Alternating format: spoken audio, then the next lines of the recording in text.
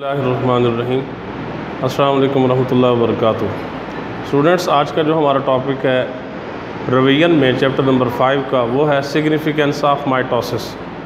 Last time हमने पढ़ा था कि माइटोसिस एक ऐसी सेल की तकसीम है कि जिसमें एक पेरेंट सेल दो डॉटर सेल्स में तकसीम हो जाता है और डॉटर सेल्स में क्रोमोसोम्स की तादाद वही होती है जो पेरेंट सेल में थी। तो इस तरह जो माइटोसिस की बुनियादी अहमियत है वो ये है कि वो नेक्स्ट जनरेशन में नेक्स्ट सेल्स के अंदर जो न्यूली प्रोड्यूस सेल्स हैं उनमें क्रोमोसोम नंबर्स को मेंटेन रखती है। इसके अलावा माइटोसिस की जो सिग्निफिकेंस है, जो अहमियत है, वो मुख्तलिफ़ तरीके से है। मसलन डेवलपमेंट और ग्रोथ में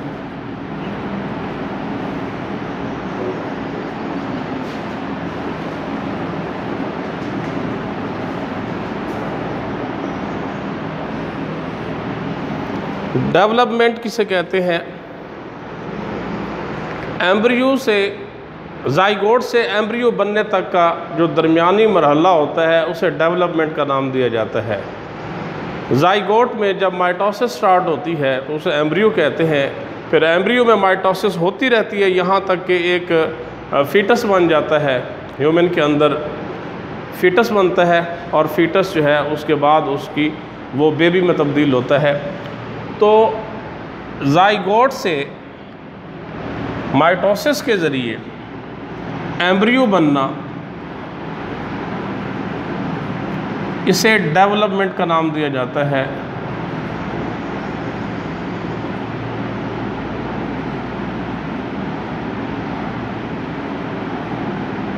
इस सारे पीरियड को डेवलपमेंट का नाम दिया जाता है। डेवलपमेंट में माइटोसिस बेसिक रोल प्ले करता है कि जब ज़ाइगोट में माइटोसिस स्टार्ट होती है तो एम्ब्रियो बनता है और इस तरह एक कंप्लीट जानदार बनता है।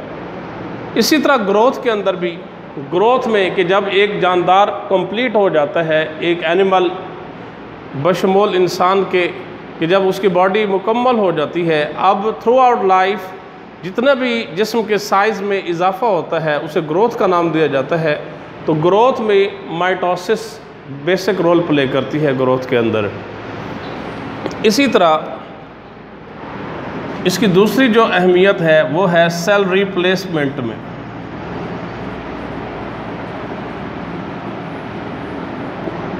रिप्लेसमेंट का मतलब होता है एक की जगह दूसरा आ जाना। ह्यूमन बॉडी के अंदर बहुत से ऐसे सेल्स हैं, मसलन एपिथेलियल सेल्स, जो थ्रू आउट लाइफ डिवाइड होते रहते हैं। उनमें जी नॉट फेज़ नहीं आता, तो वो डिवाइड होते रहते हैं क्योंकि सोमैटिक सेल्स हैं। मैंने आपको लास्ट लेक्चर में बताया था कि ये जो माइटोसिस होती है ये सोमैटिक सेल्स के अंदर होती है। तो जो एपिथेलियल सेल्स हैं, स्किन सेल्स हो गए, और इसी तरह जो एलिमेंट्री कैनाल की लाइनिंग है उसके जो सेल्स होते हैं, जैसे ही खुराक वहाँ से गुजरती है तो वहाँ से उतरते रहते हैं, स्लॉट ऑफ हो जाते हैं। उसके बाद जो पहले से मौजूद सेल्स हैं उनकी जगह लेते हैं नए सेल्स और माइटोसिस के ज़रिए वो पैदा होते हैं। तो इसमें एपिथेलियल सेल्स, स्किन सेल्स, इसी तरह एलिमेंट्री कैनाल के सेल्स हैं,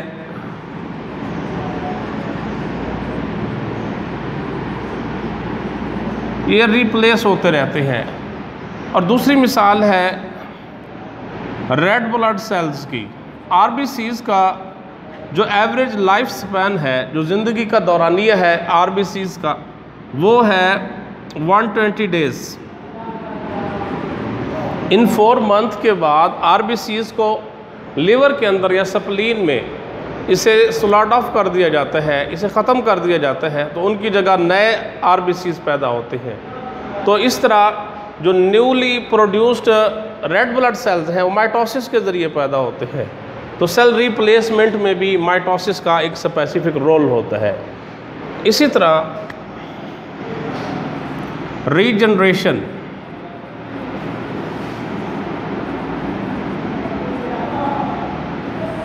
रीजनरेशन में बहुत से जानदार ऐसे हैं कि अगर उनका बॉडी पार्ट जो है वो लॉस्ट हो जाता है, तो उसकी जगह नया बॉडी पार्ट माइटोसिस के ज़रिए वो पैदा कर लेते हैं, बना लेते हैं। मिसाल के तौर पे जो सी स्टार है, स्टार फिश,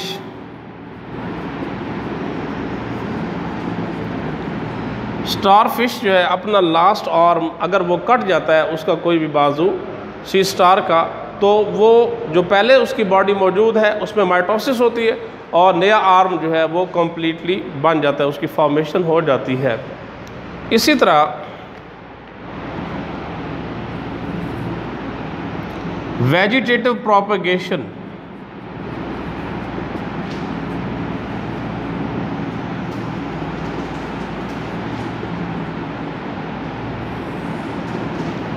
वेजिटेटिव प्रोपेगेशन जो पौधे के बॉडी पार्ट्स हैं, ऑर्गन्स हैं, उन्हें दो हिस्सों में डिवाइड किया जाता है। एक सेक्सुअल ऑर्गन जिसमें फ्लावर आता है, इसके साथ ही वेजिटेटिव ऑर्गन जिसमें रूट्स, स्टेम, लीव्स, ब्रांचेस, ये सारा जो है वेजिटेटिव ऑर्गन्स हैं। आपने चैप्टर फर्स्ट में ये पढ़ा है। वेजिटेटिव ऑर्गन से नया पौधा पैदा होना, इसे वेजिटेटिव प्रोपेगेशन कहते हैं। वेजिटेटिव प्रोपेगेशन में उस part of body, root, stem या लीव से उसके अंदर माइटोसिस होती है और उसके ज़रिए एक नया पौधा पैदा हो जाता है। तो vegetative propagation is the type of asexual reproduction in which new plant is produced by the mitosis in root, stem और लीव्स ऑफ पेरेंटल प्लांट। तो ये वेजिटेटिव ऑर्गन्स जो हैं उनमें माइटोसिस होती है जिसके ज़रिए नया पौधा पैदा हो जाता है। और इसी तरह एसेक्सुअल रिप्रोडक्शन की कुछ और मिसालें भी हैं। वेजिटेटिव प्रोपेगेशन भी एसेक्सुअल रिप्रोडक्शन है। एसेक्सुअल रिप्रोडक्शन की और मिसालें मसलन हाइड्रा में बडिंग के ज़रिए रिप्रोडक्शन होती है, बडिंग इन हाइड्रा।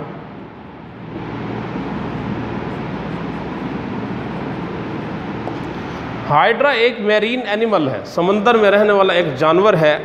हाइड्रा की बॉडी पर माइटोसिस होती है। उस माइटोसिस के ज़रिए सेल्स का एक क्लस्टर बन जाता है, गुच्छा बनता है।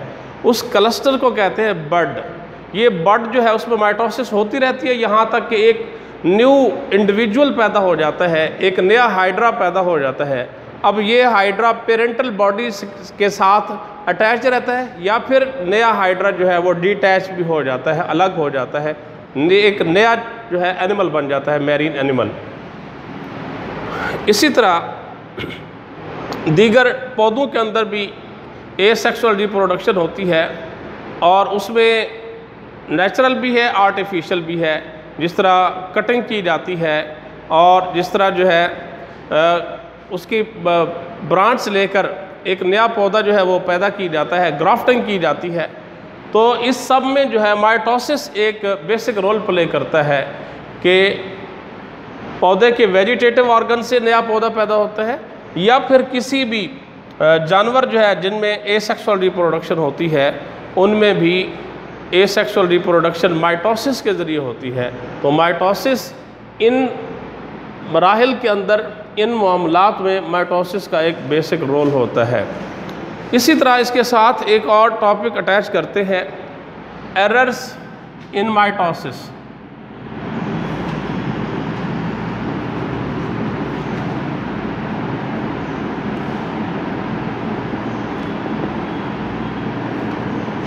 एरर्स इन माइटोसिस ये सिग्निफिकेंस ऑफ माइटोसिस का हिस्सा नहीं है, ये उससे अलग है। ये टॉपिक माइटोसिस में होने वाली गलतियाँ। असल में जो माइटोसिस है ये एक कंट्रोल्ड सेल डिवीजन है कि हर सेल के अंदर जीन्स में ये इन्फॉर्मेशन मौजूद होती है कि किस सेल ने कब जाके डिवाइड होना है। तो अगर ये उन जीन्स के अंदर तब्दीली आ जाती है जिसे जीन म्यूटेशन का नाम दिया जाता है, जीन म्यूटेशन।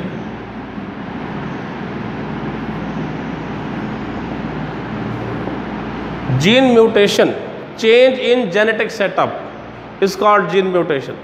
उस जीन म्यूटेशन का नतीजा ये निकलता है कि सेल्स, जो बॉडी सेल्स होते हैं, इनमें डिवीजन अनकंट्रोल्ड हो जाती है। उस अनकंट्रोल्ड सेल डिवीजन के नतीजे में उस एनिमल की बॉडी के अंदर सेल्स का एक क्लस्टर बन जाता है और ये सारे के सारे सेल जो है एबनॉर्मल होते हैं, एबनॉर्मल होते हैं, इमैच्योर होते हैं, इनकम्प्लीट होते हैं। तो उन सेल्स का जो क्लस्टर है उसे नाम दिया जाता है ट्यूमर का। उर्दू में इसे रसोली का नाम दिया जाता है।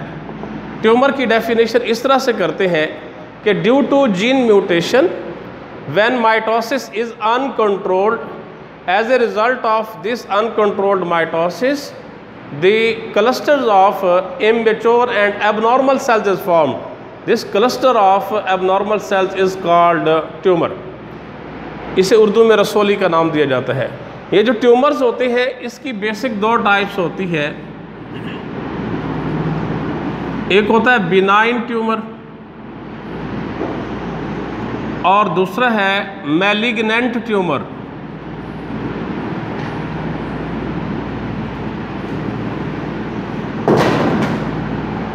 बिनाइन ट्यूमर और मैलिग्नेंट ट्यूमर, अगर ट्यूमर अपनी ओरिजिनल प्लेस पे रहता है, जहाँ बनता है वहीं रहता है बॉडी में, तो उसे बिनाइन ट्यूमर का नाम दिया जाता है।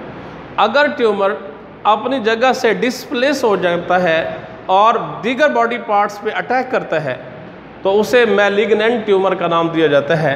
मैलिग्नेंट ट्यूमर को कैंसरस ट्यूमर का नाम भी दिया जाता है।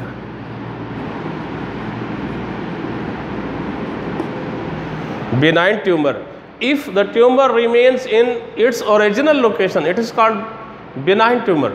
If the tumor attacks the other parts of body and makes them cancerous, this is called malignant or cancerous tumor. और वो जो सेल्स भेजता है वो कैंसरस सेल्स कहलाते हैं। इसके नतीजे में जो सेल्स पैदा होते हैं वो भी कैंसरस सेल्स कहलाते हैं। मैलिग्नेंट ट्यूमर का दूसरे बॉडी पार्ट्स पे अटैक करना, इस अमल को नाम दिया जाता है मेटास्टेसिस।